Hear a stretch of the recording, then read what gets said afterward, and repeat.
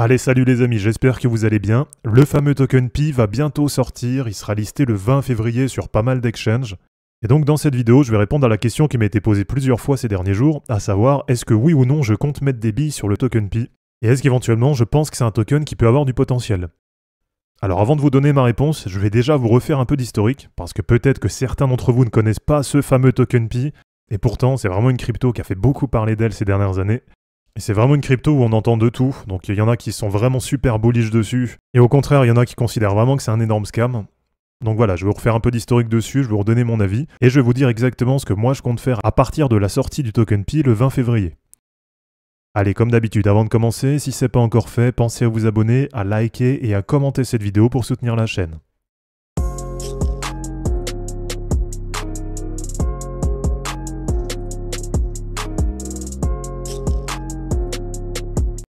Bon, comme d'habitude les amis, si ça vous intéresse d'en savoir plus, je vous invite bien sûr à compléter cette vidéo en allant vous-même faire vos propres recherches sur le site internet. Et donc là pour ça, je vous renvoie sur le site internet minpi.com où vous allez retrouver toutes les infos sur le projet, avec des FAQ, le white paper, les tokenomics, etc. Alors pour vous refaire déjà un peu d'historique, donc le Pi Network s'était lancé en 2019, apparemment par une équipe de chercheurs de Stanford. Bon déjà ça perso, je sais même pas si c'est vrai ou si c'est du scam, mais en tout cas c'est ce qui est noté partout. Et ce projet, il s'est présenté avec une promesse révolutionnaire. L'objectif, c'était de permettre à tout le monde de pouvoir miner des cryptos directement depuis un smartphone. Donc ce qui permet à tout le monde de participer sans avoir besoin de dépenser des sommes faramineuses dans du matériel de minage. Et ça permet en même temps de miner sans avoir une trop grosse consommation énergétique. Alors ce qu'il faut savoir, c'est que c'est un projet qui a quand même réussi à driver pas mal de hype. Et comme je vous disais en intro, même si c'est un projet qui est pas mal décrié, mais en fait en réalité derrière, il y a quand même plusieurs millions de personnes qui ont miné du Pi pendant plusieurs années. Et donc de ce côté-là, c'est quand même un point positif, parce que même si le projet, on peut peut-être considérer qu'il n'est pas forcément legit, mais en tout cas il faut reconnaître qu'ils ont réussi à créer une vraie communauté. Et alors une des particularités du projet Pi, c'est que jusqu'à aujourd'hui, en gros les mecs minaient du Pi sur leur téléphone portable, mais depuis 6 ans c'est un token qui n'avait jamais été listé, et donc depuis 6 ans il n'y avait pas du tout la possibilité d'aller vendre les tokens Pi. Alors là ce qui va changer à partir du 20 février, c'est qu'il va y avoir le listing sur différents exchanges. Alors j'ai fait des recherches, il n'y a pas encore tous les noms qui sont sortis. Ça parle peut-être, pourquoi pas, alors là c'est vraiment entre guillemets, mais peut-être d'un listing Binance. Mais pour l'instant, il n'y a rien d'officiel. Et donc du côté du projet, si on doit résumer un petit peu, moi en tout cas perso, ce que je trouve positif, c'est vraiment qu'il y a une communauté qui est mondiale, qui est massive, et qu'il y a une communauté qui est vraiment engagée. De ce côté-là, moi je trouve vraiment que le projet Pi c'est une réussite en termes de communication, en termes de marketing. Et c'est un peu à l'esprit Memcoin, donc en parlant bien ou en mal, qu'il y ait des soutiens ou des haters, en réalité dans les cryptos, je vous en parle assez souvent sur la chaîne, moi je trouve quand même que le plus important ça reste la hype autour d'un projet. Donc c'est pas forcément l'aspect technologique, mais c'est plus est-ce qu'on parle du projet, est-ce qu'il arrive à générer de la hype, est-ce qu'il y a de l'engagement, est-ce qu'il y a une communauté qui est en train de se construire autour. Donc que ce soit des soutiens ou des haters, du moment que ça parle du projet, ça permet au projet d'avoir de la visibilité. Derrière, ça permet d'être listé sur des exchanges, etc. etc. Et au contraire, on connaît tous des projets qui ont que la technologie, mais qui n'ont pas du tout un bon marketing, une bonne communication. Donc forcément, il n'y a pas de hype autour du projet, donc il n'y a pas forcément de visibilité, du coup, il n'y a pas de listing, etc. Alors que là, je trouve vraiment que de ce côté-là, côté communication, marketing, c'est vraiment une réussite. Et pour moi, là, ce qu'ils ont réussi à construire, c'est vraiment dans un esprit Memcoin. Donc à voir un petit peu si ça va se poursuivre ou pas après la sortie du token, et je pense vraiment que ça va dépendre de comment va se tenir le prix. Ça reste malgré tout... Voilà, comme je vous dis, qu'on considère que ce soit legit ou pas, mais ça reste quand même un concept qui est innovant et qui a au moins le mérite d'être accessible à tout le monde, puisque là, il suffit d'un téléphone portable pour avoir accès au minage de Pi. Alors, il faut savoir que le projet, ça je voulais pas préciser, mais bien sûr, c'est une blockchain layer 1. Donc l'objectif, ça va être derrière de permettre la création de dApps, d'avoir des smart contracts, etc. Et donc c'est une crypto qu'on va retrouver à partir du 20 février dans cette catégorie layer 1.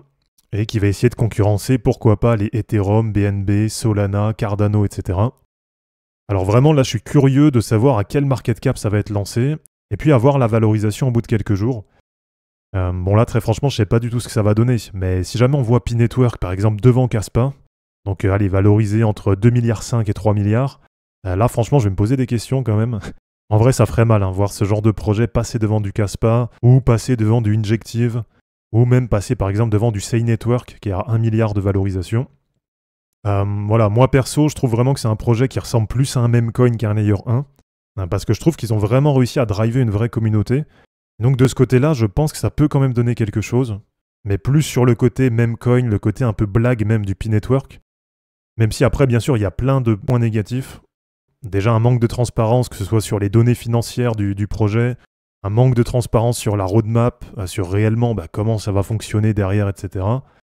Bon, en plus de ça, c'est un token qui existe depuis 6 ans et qui finalement va être seulement listé maintenant, donc qui n'a jamais eu aucune utilité.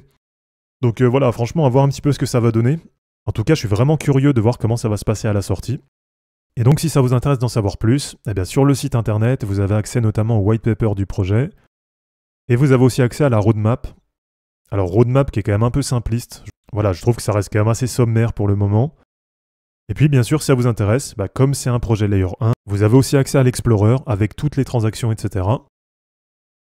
Et alors, pour ceux qui se posent la question, du côté des tokenomics, eh bien, au total, on aura une offre maximale de 100 milliards de token Pi. Donc, c'est aussi pour ça que je vous dis que je trouve qu'on est vraiment sur un projet qui ressemble à un meme coin. Là, en termes de tokenomics, ça me fait vraiment penser à ce qu'on a sur des têtes de chiens. Et on a 65% qui vont aller pour les utilisateurs, 10% qui vont être pour les initiatives communautaires. Donc là, c'est vraiment pour le développement de l'écosystème. 5% pour soutenir la liquidité. Et il restera 20% pour l'équipe fondatrice. Et ce qui est prévu, c'est qu'il y a un déblocage progressif des tokens. Donc normalement, au 20 février, ils n'auront pas la possibilité de décharger les 20% de tokens qui leur appartiennent. Donc voilà, perso de mon côté, franchement, j'ai pas prévu si je vais investir ou pas dessus. Si je le fais, comme je vous dis, c'est vraiment dans un esprit meme coin. Et c'est pas du tout dans un esprit Layer 1 révolutionnaire. Voilà, je pense pas que le projet Pi, ça devienne le futur Ethereum, BNB ou Solana. Mais en tout cas, peut-être dans un esprit meme coin, j'exclus pas de mettre une pièce dessus. Parce qu'il y a tellement une grosse communauté derrière et tellement tout le monde en parle depuis des années. Et voilà, peut-être que ça va donner quelque chose. Mais vraiment, je le répète, moi je le vois plus comme un meme coin que comme un Layer 1. Et puis donc voilà, peut-être même pour la blague, même pour moi, histoire de me marrer un peu, peut-être que je vais mettre une pièce dessus. Mais vraiment, si je le fais, ce sera avec une toute petite partie de mon capital. Donc voilà, je vous rassure, j'ai pas prévu de monter P-Network en top position de mon wallet. Et ce sera plus pour essayer de faire un petit gambling à court terme, plutôt que d'essayer de faire un investissement long terme sur ce genre de token. Donc voilà les amis, c'est terminé pour cette vidéo sur le token Pi, j'espère en tout cas que ça vous aura plu. Pensez à vous abonner, à liker et à commenter cette vidéo pour soutenir la chaîne. De mon côté, je vous mets tout ça en ligne et je vous dis à bientôt. Ciao.